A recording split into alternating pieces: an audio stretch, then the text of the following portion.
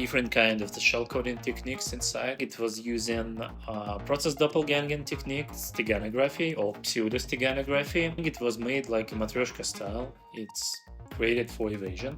So many stages is suspicious.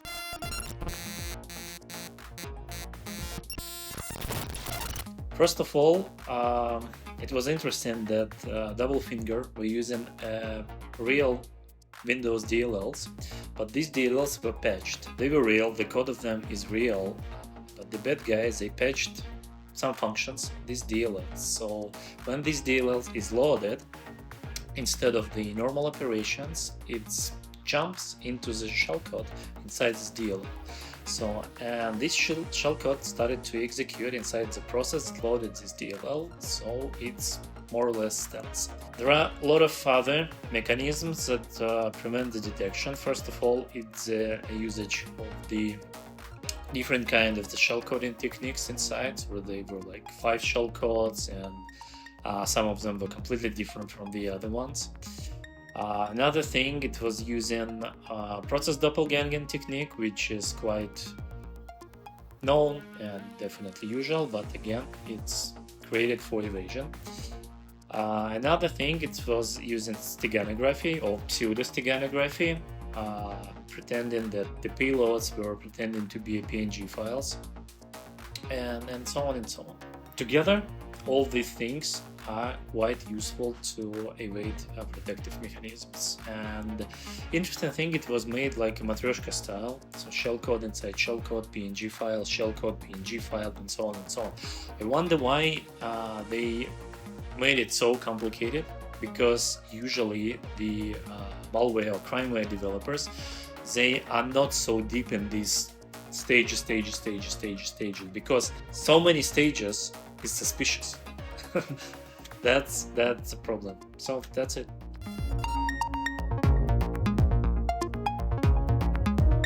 Usually what I do, I monitor such stuff, especially I monitor for files that looks like real libraries, like Windows libraries, but the code is different from the official versions of the Windows operation system. You just found something that is modified and the code looks different. You can find some cave coding, you can find some additional functions, or it just simply could be a library name but with a completely different code inside of it. That's actually how I found it. Sometimes I monitor for steganography stuff, like if something is downloading image files and doing some decryption or decompression of these PNG files, it could be suspicious as well. So there are like a number of alerts that triggered a suspicious state on this special file for me from our telemetry, from our system. I started to analyze and found this is something new.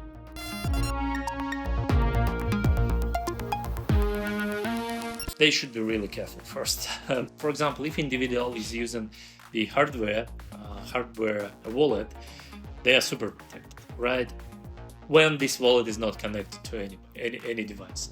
But when you connect this hardware wallet, for example, for your PC, and your PC is infected, then there is a problem, because the developers of the hardware wallets, they protecting them super good. They do a lot of testing, they write a really good code, but they can't protect your PC. And if your PC is infected, such in case with a GreetingGhoul, when you connect your hardware wallet to your PC, it can, this virus, this malware, it can cheat on you. It can like in this case, it will show you a window that pretending to be a window of the real application of the hardware wallet. And for a user, even an experienced user, it would be really hard to distinguish one from another, the real one from the fake one. You should be very careful, especially if you're using Windows machines, right? Because the version of this special DoubleFinger and GreetingGhoul malware was created for Windows. We didn't find any versions for Mac or even Linux machines. So if you're a cryptocurrency enthusiast, billionaire, it's better for you to use a Linux machine maybe for for your day-to-day activity with your cryptocurrency. And if you're using Windows machine, of course, updated antivirus, updated EDR solution. It's better to use a separate machine that you never use for day-to-day activity. For example, you have your hardware wallet inside the safe. Buy yourself a laptop that you will keep in this same safe, and you will connect it only to network when you need to transfer your cryptocurrency back and forth. That's it. It would be super protected in this case because you won't do any day-to-day operations on this machine, you won't visit any websites, and chances that you get malware on this machine will be close to zero.